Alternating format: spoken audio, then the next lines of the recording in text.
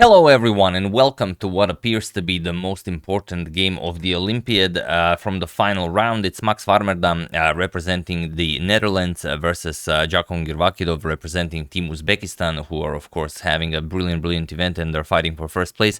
And Netherlands, although they've been fighting on the sidelines for the entire Olympiad, now they've done incredibly well and they get to face Uzbekistan in the final round.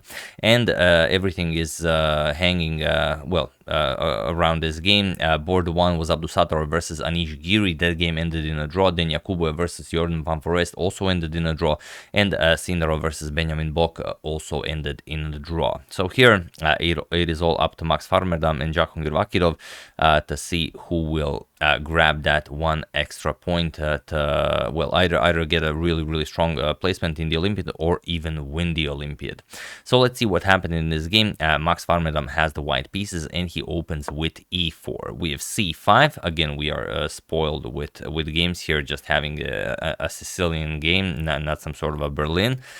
We have knight to f3, knight to c6, and here we have bishop to b5. Warmerdam goes for the Nimzovich-Rossolimo attack. We have g6, and now castles. We have bishop to g7 and pawn to c3, knight to f6, attacking the e4 pawn, and of course pawn to d4. Now this is a very well-known line. You could go for knight captures on e4, then d5 comes. It's also very much played, but here Vakhidov goes for c captures on d4.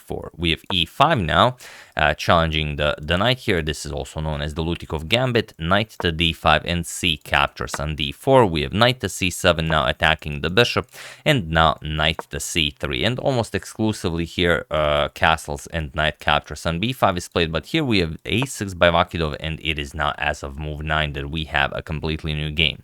So it's much different. So it's much different than what you would usually have, because white is expecting black to eliminate the bishop of the board. And here you play a6. I don't know why the interface does that. Here you play a6 and you are allowing white to save the bishop. So here, bishop back to c4, and now Vakhidov just castles. We have bishop to g5 now, and here bishop to g5 already black kind of equalizes. Here the main moves ought to be knight to e4 and rook to e1, and that's kind of the surprise between the a6 move. If you don't know this, if you try to play actively, then it could backfire. So bishop to g5 makes sense, as you want to put pressure on the black queen here. Now comes d6, and now black is putting a whole lot of pressure on this e5 pawn. E captures on d6, and now queen captures. This is how Vakhidov unpins, and now you don't have to worry about this bishop here. So pawn to d5 attacks the knight, knight to a5 attacks the bishop, and queen to a4 now, defending the bishop this way, sort of saying that I know how to play this position, but without a light square bishop, it makes sense to give it away. Knight captures, bishop, queen captures, and pawn to b5 now. We have queen to e4, and now, of course, not going for bishop to b7. The queen is on e4, so we might as well grab a full tempo, bishop to f5. But not right away. Before that, we are going to play rook to e8 and defend our e7 pawn. So here we have rook 8 to d1, and only now bishop to f5, kicking away the queen. Queen to h4, and now comes pawn to b4, attacking the knight here, knight to e4, and now bishop captures on e4. We have queen captures on e4, and queen captures on b2, grabbing the pawn. Now Jakhongir is up a pawn, and you have to play, just an incredibly precise move in order to not be worse here. It's not easy to spot, and in the game it was missed. Here rook f to e1 was played. The strongest way to play this is bishop to f4. It's a very forcing line, and it wins back the pawn. Point is that now you are attacking the queen here. Once the queen moves, doesn't really matter where, we're gonna capture the knight here, and once queen captures on c7 is played, we play queen captures on b4, attack the bishop here, and once we defend with rook to b8, then d6. So this is all very much forced. E captures, queen captures, and now you decline a queen trade. You go for queen a5, queen to c4.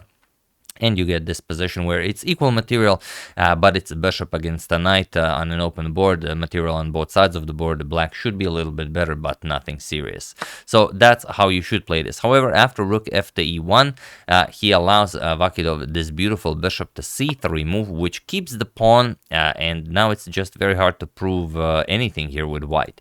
So rook to e3, now comes pawn to f6, chases away the bishop, and the problem is if you play something like bishop to f4, you attack the queen, then e5 is incredibly strong. Now you cannot go captures en passant as the rook on d1 would be hanging. So let's say bishop h6, now comes knight to b5, and okay, it's a nice position. White has a passed pawn on d5, but black has this massive expansion. Here he has a beautiful pawn on b4, the bishop controlling everything here on c3.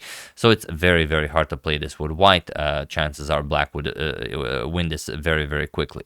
So instead, Warmerdam tries queen to h4. He tries sacrificing a piece, but of course Vakhidov doesn't accept. If pawn captures, knight captures, it looks like you're allowing too much, but still after h5 black should be okay. But okay, it's the final game of the Olympiad, so much is hanging in the balance here.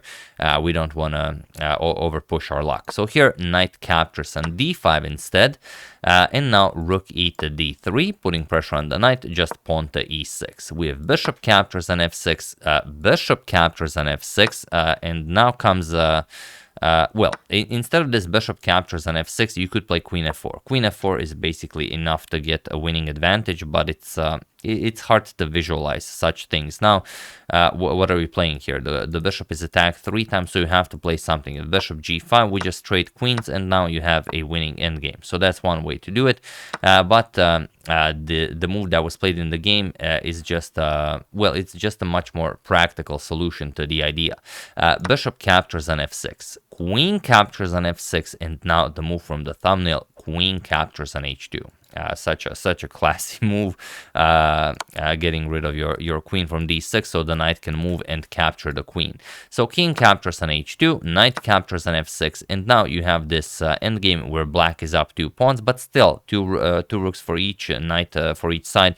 It's not going to be easy to prove this. Rook to d6 goes after the pawn, also prepares to double up on the 6th rank with rook b6, something like rook d6.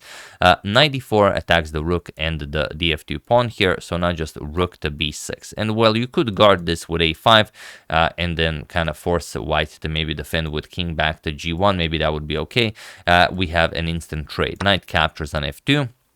And now we have rook to d7, not going for this b4 pawn. Here he wants to, he doesn't feel like he has the chance to really bounce back, so he wants to double up on the 7th rank, go knight to g5, and try to go for some sort of an attack here. So here, knight to g4. This is the only way to survive this position and to still fight for the win with black. You have to play this with tempo and then bring the knight to f6, again with tempo to save your position. King h3, knight to f6 now attacks the rook, rook d back to d6, now puts pressure on the e6 pawn and on the a6 pawn. So a5, and now not going for this capture right away, because even though you can win a pawn here, it's still just much better for black. Here you're going to play rook to b8, start pushing that b pawn, and you will win the game very quickly. So knight to g5, Max goes for everything. Now he's hoping to get those rooks up to the 7th rank. Rook 8 to d8, we have to trade off a pair of rooks. Rook captures, and now finally rook captures on e6. We have rook to d3 with check, pawn to g3, and now knight to h5, putting pressure on that g3 pawn.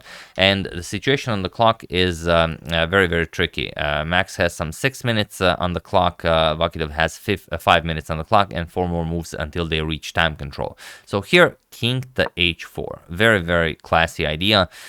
Just saying that if you go for rook captures or knight captures on g3, I will have a whole lot of counterplay. We can even show it. For example, a rook captures on g3, rook e8 check, king g7, rook e7 check, king to f6, now rook f7 check. You can play king to e5, it's not a problem, and after rook to e7 check, king to d6. So it's nothing to worry about. You don't have this check because, of course, the rook hangs. So you have to play rook captures on h7. The game continues. Black still has the 2 pawns here on the queen side and will be winning, but maybe it's too much to allow. So instead, knight back to g7. No point in rushing anything. Black is just winning here, so you might as well take your time. Rook to a6, now going after the a5 pawn, and now knight to f5 with check, winning the g3 pawn. King g4, rook captures on g3, king to f4, and now rook to e3. This is again a very classy move. Point is that if you go for rook to a3, it seems like you're defending all of your pawns, you're winning this pawn. The problem is there's a rook a8 check, king g7, and rook a7 check, and you lose this pawn. So you might be giving away some counterplay for no reason, and there are a couple of moves that you absolutely have to play in order to win this. King f8 is one must move play, knight captures on h7, now king to e8, again the only winning move. Of course, king g8 ends in a draw. Knight f6 check, king to d8, and now rook to d7 check, king to c8, and now rook d2 will defend the a2 pawn.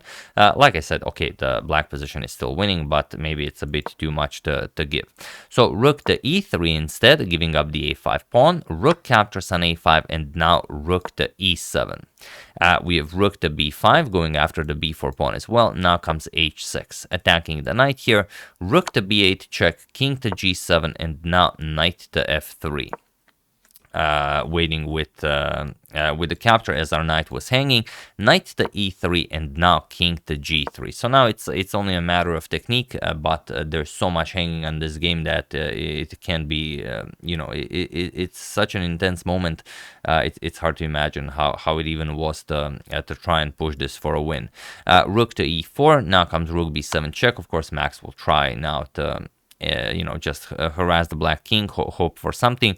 King to f6 with rook to b6 with check, king to f7, rook to b7 check, and king to e8. We have knight to d2, and now rook to d4. Attacks the knight, knight b3, attacks the rook, now comes knight to f5 with check, king to f3, and now rook to c4. Now we're gonna further harass the white king and start pushing those pawns. So knight to d2 attacks the rook, rook to d4, we have knight to e4, and now pawn to g5. We have knight to c5 and pawn to g4 with check, king to e2, and now pawn to g3. So now the pawns are incredibly dangerous. King to f3, rook to c4, attacks the knight, knight e6, and now rook to c3 again with check.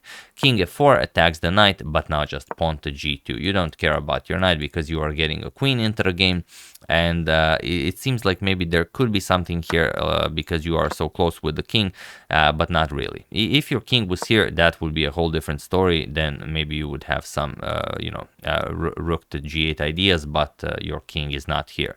So instead, after g2, we have knight to g7 check, hoping for knight captures, rook captures, and then the rook guards the queening square, but here just king to d8. And now there really isn't all that much you can do here. Max tries one last trick in the position. He goes for rook to b8 with check, but now just king to d7, and it was in this position on move 60 that Max Warmerdam resigned the game. And as we know that the other games from the match ended in a draw, this is basically the game that won Team Uzbekistan the FIDE Chess Olympiad 2022. So big congratulations to Team Uzbekistan. I posted a nice photo on Twitter of the winning team, but you have so many of them that you are welcome to check them out. Chess24 also posted a very nice photo. So do check it out. Here, the one last trick in the position that I was mentioning after this is that if somehow king to e7 is played, and you might play it, I mean, you're completely winning, you might, make one more move, crazier things have happened. I mean, we've seen the Shankland rook lift, that's a thing now. The point is that now knight captures on f5 comes with check, and you cannot win this anymore. If you go king f7 to prevent rook to g8, now we just go rook b7 check, we continue harassing the black king, king f8, rook to b8 check, and if you go, of course, here, then we go after the pass pawn.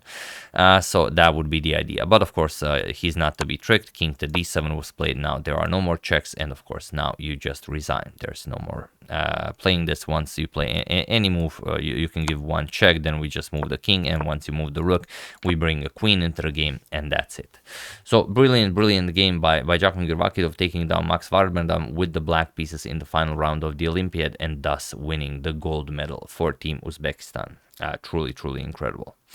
So yeah, that's the game. Hope you guys enjoyed it. If you have any other of your own favorite games, do share, and I will try to cover them. There were a couple of very nice games in the final round, so do use hashtag suggestion as usual. I would like to thank Michael Kalber, Sunil Chandrakant Madrukar, Chess Connectas, Kissing, and Kathleen Althea Cashman for a contribution to my channel. Thank you a lot. I really appreciate it.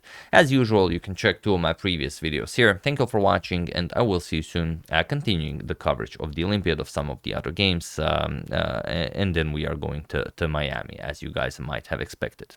So yeah, thank you all. I will see you soon, and have an excellent rest of your game, of your day.